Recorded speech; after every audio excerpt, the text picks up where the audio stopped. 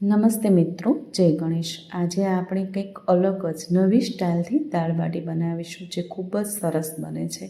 તો મિત્રો, તમને મારી જો રેસીપી ગમતી હોય તો મારી ચેનલને લાઈક, શેર અને સબસ્ક્રાઈબ કરવાનું ભૂલશો નહીં।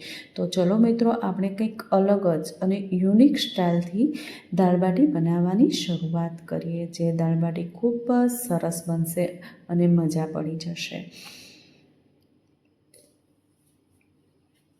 દાળ બાટી બનાવવા માટે આપણે ડુંગળી, ટામેટાં, લસણ, આદું, મરચાં, ધાણા, ચણાની દાળ, મગની દાળ અને તુવેરની દાળની જરૂર પડશે। તમે અહીંયા મસૂરની દાળ પણ લઈ શકો છો। સૌપ્રથમ આપણે કુકર લેવાનું છે। તે કુકરમાં તુવેરની દાળ, ચણાની દાળ,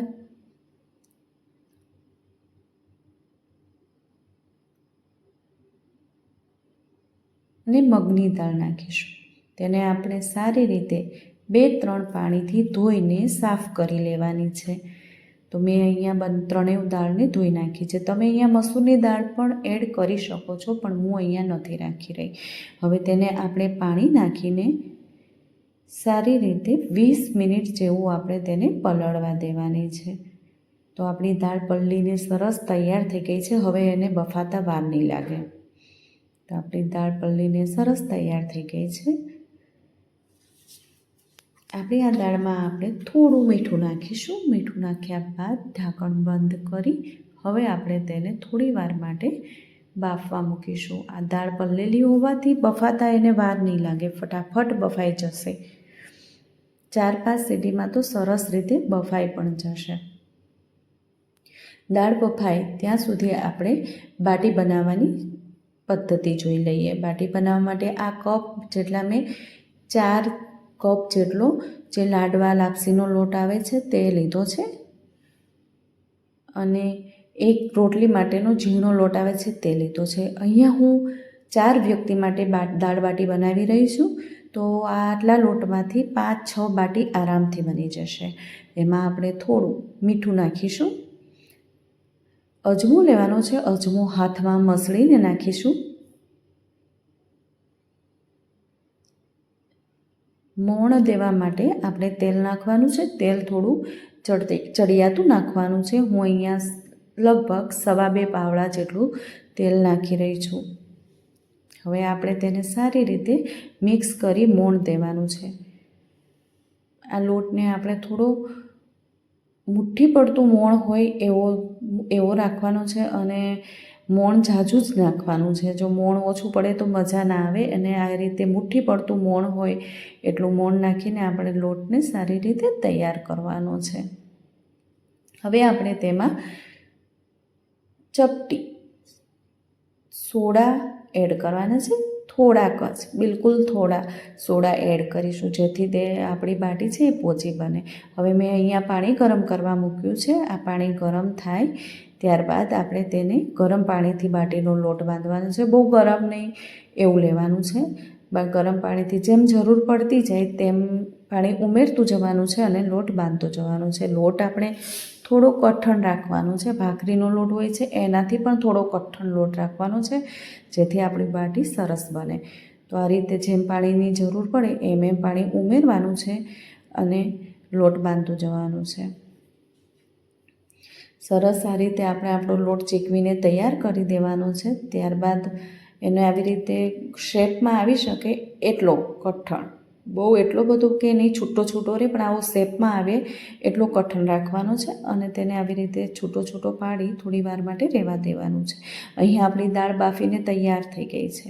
તો હવે આપણે તે દાળમાં થોડું પાણી ઉમેરી દઈએ। હું અહીંયા 2 ગ્લાસ જેટલું પાણી ઉમેરી રહી છું। દાળ બાટીની દાળ થોડી જાડી જેવી જ હોય છે। 2 ગ્લાસ પાણી ઉમેરી રહી છું। તો આપણે હવે તેમાં ગ્રાઇન્ડર ફેરવી દઈશું। ગ્રાઇન્ડર ફેરવી પછી તેને ઝેરી નાખશું। તો આપણી દાળ અહીંયા ગ્રાઇન્ડર ફેરવી ઝેરાઈને તૈયાર થઈ ગઈ છે। આ પ્રમાણે આપણી દાળ લાગે છે। હજુ મને પાણીની જરૂર લાગી તો હું 1 ગ્લાસ બીજું પાણી ઉમેરું છું। અહીંયા મેં કુલ 3 ગ્લાસ પાણી ઉમેર્યું છે। હવે આપણે બાટી તૈયાર કરી લઈશું. બાટીનો થોડો લોટ લેવાનો છે, આ રીતે એને ગોળ રાઉન્ડમાં શેપમાં લેવાનો છે. ત્યારબાદ એક પાટલી ઉપર મૂકી તેને ગોળ શેપ આપી દેવાનો છે. થોડો જોશથી કરવાનું છે, કેમ કે આપણો લોટ છૂટો ના પડે જાય, કઠણ છે, એટલા માટે થોડું બળ કરવું પડશે અને સરસ રીતે શેપ આપી દેવાનો છે. અને બસ આ રીતે આપણી બધી બાટી આપણે તૈયાર કરી દેવાની છે. હવે જે હું યુનિક સ્ટાઇલ કહેતી હતી, નવી પદ્ધતિ કહેતી હતી, એ આ જ છે. આપણે એક તાવડીને ગરમ કરવા મૂકી દીધી છે. બાટીને આવી રીતે વચ્ચેથી કાપા પાડી લેવાના છે, તે બાટી અંદર સુધી સરસ રીતે શેકાઈ જાય અને કાચી પણ ના રહે. સરસ આપણે કાપા પાડ્યા બાદ હવે આપણે તાવડી જે ગરમ કરવા મૂકી છે તેમાં શેકી લેવાની છે. આપણે અહીંયા બાટીને શેકવાની પણ છે અને તળવાની પણ છે. આ જ આપણી એક નવી સ્ટાઇલ છે. બાટી તાવડીમાં ધીમા તાપે શેકીશું તો બાટી એકદમ અંદર સુધી સરસ શેકાઈ જશે. બિલકુલ કાચી રહેવાની શક્યતા નથી અને સ્વાદ પણ બહુ સરસ લાગશે. તો આપણે ધીમા તાપે બંને બાજુથી પલટાવીને તેને સરસ રીતે શેકી દેવાની છે. અને ત્યારબાદ આપણે જ્યારે બાટીને તળીશું ત્યારે એકદમ ઓછું તેલ જોઈશે. ખાલી ઓઇલનું કોટિંગ થયું હોય એવું જ લાગશે અને તેલ પણ જરા પણ ઓછું નહીં થાય. અને સ્વાદમાં તો એટલી સરસ લાગે છે કે તમે ચોક્કસથી ટ્રાય કરજો, મજા આવી જશે. અને આવી રીતે બનાવેલી બાટી છે એ બહારથી ક્રન્ચીનેસ લાગે છે, અંદરથી એકદમ સોફ્ટ લાગે છે. ખરેખર આ સ્ટાઇલથી એકવાર તો બાટી બનાવીને ટ્રાય કરજો જ. બંને બાજુથી આપણે સરસ રીતે ફૂલ ગેસે નહીં પરંતુ ધીમા ગેસે સરસ બાટીને શેકી લેવાની છે. બાટી બધા ઘણી સ્ટાઇલથી બનાવતા હોય છે. કુકરમાં બનાવતા હોય છે, અપ્પેની પેન હોય, પેલી ડીશ હોય છે એમાં બનાવતા હોય છે અને બાફીને પણ બનાવતા હોય છે. પણ આ રીતે બનાવવાથી બાટીનો ટેસ્ટ કંઈક અલગ જ આવે છે અને ખાવાની પણ સરસ લાગે છે. બહારથી સરસ ક્રન્ચી લાગે છે, અંદરથી સોફ્ટ થઈ જાય છે. અને બસ આ રીતે આપણે શેકીને બંને બાજુથી તૈયાર છે આપણી આ બાટી શેકાઈને. કેવી સરસ લાગી રહી છે, એકદમ સરસ ફૂલેલી ખીલેલી. હવે આપણે ગેસ પર આપણી જે દાળ હતી તેને ઉકળવા મૂકી દેવાની છે. આપણી દાળને ઉકળવા માટે મૂકવાની છે. હવે તેમાં આપણે થોડી હળદર, ધાણા જીરું,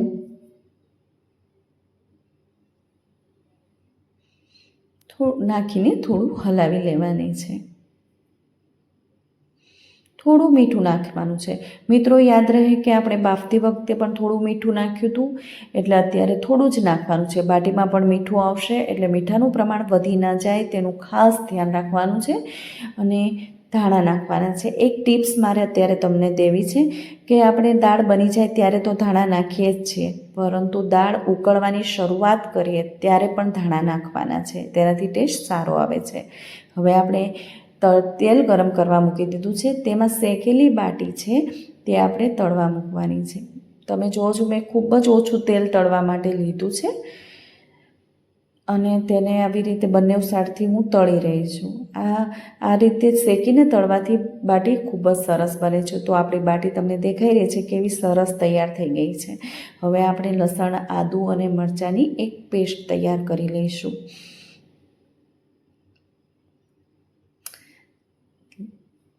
તેલ મૂકી રાઈ, જીરું, હિંગ નાખવાની છે. અહીં વઘાર માટે તેલ થોડું વધારે પ્રમાણમાં લેવાનું છે. અને અહીંયા લાલ સૂકા મરચાં, તમાલપત્ર, તજ, લવિંગ અને બાદિયા લઈને મેં વઘારમાં નાખેલ છે. હવે તેને આપણે થોડું સારી રીતે હલાવી લેવાનું છે. ત્યારબાદ લસણ, આદુ અને મરચાંની પેસ્ટ એડ કરીશું. થોડી વાર માટે સાતળવા દેવાની છે. આ રીતે સતળાઈ જાય ત્યારબાદ આપણે ટોમેટો પ્યોરી અને ડુંગળીની પ્યોરી બનાવી લેવાની છે. મેં અહીંયા 2 ડુંગળી અને 2 ટમેટાં લીધા છે, તેની પ્યોરી બનાવી દીધી છે. તો હવે આપણે તેમાં 2 ડુંગળીની જે પ્યોરી બનાવી હતી તે નાખીશું. હવે તેને આપણે સારી રીતે મિક્સ કરી દઈશું. ડુંગળીને થોડી વાર સાતળવા દેવાની છે.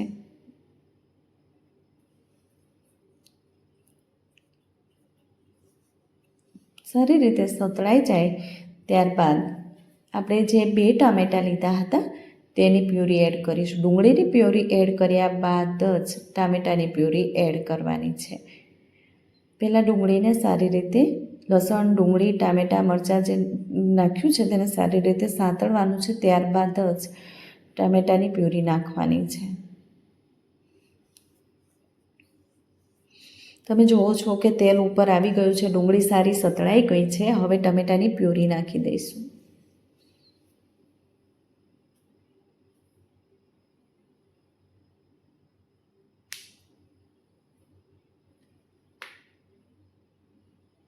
હવે આપણે તેને થોડી વાર માટે થવા દઈશું.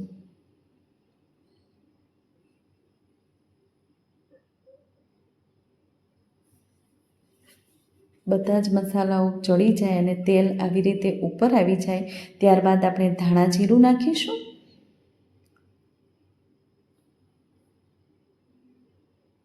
ત્યારબાદ 2 ચમચી લાલ મરચું નાખીશું. સારી રીતે મિક્સ કરવાની છે અને ફરી પાછું તેને થવા દઈશું. આખી બધી ગ્રેવીને થવા માટે 5-6 મિનિટ જેટલો સમય લાગશે. તેને આપણે જોઈએ છીએ કલર સારો આવી ગયો છે, સુગંધ પણ ખૂબ સરસ આવી રહી છે અને આપણી ગ્રેવી તૈયાર છે. પછી છેલ્લે આપણે થોડો ગરમ મસાલો નાખવાનો છે અને હવે તેને હલાવી લઈશું. તો આપણી ગ્રેવી બધા મસાલાઓ સરસ ચડી ગયા છે અને ગ્રેવી પણ સારી સુગંધવાળી તૈયાર થઈ ગઈ છે. હવે એને ઉકળતી દાળમાં આ ગ્રેવી નાખી દઈશું. હલાવી આ ગ્રેવી નાખ્યા વઘારવાળી ગ્રેવી નાખ્યા બાદ હવે આપણે તેને 5-6 મિનિટ માટે આ દાળને ઉકળવા દેવાની છે ધીમા તાપે. તો દેખાઈ રહી છે મિત્રો કેવી સરસ દાળ લાગી રહી છે. હવે આપણે ટેસ્ટ બેલેન્સ કરવા માટે થોડો ગોળ નાખવાનો છે, ઝાઝો નહીં, પરંતુ જે ખટાશ ટામેટાની હતી ને એ બધો ટેસ્ટ બેલેન્સ થાય એટલે થોડો ગોળ નાખવાનો છે. થોડા કાપેલા ધાણા નાખીશું. તો આપણી દાળ રેડી થઈ ગઈ છે. હવે એ દાળ ખાવા માટે તૈયાર છે. હવે આપણે એક લસણની ચટણી બનાવવાની છે.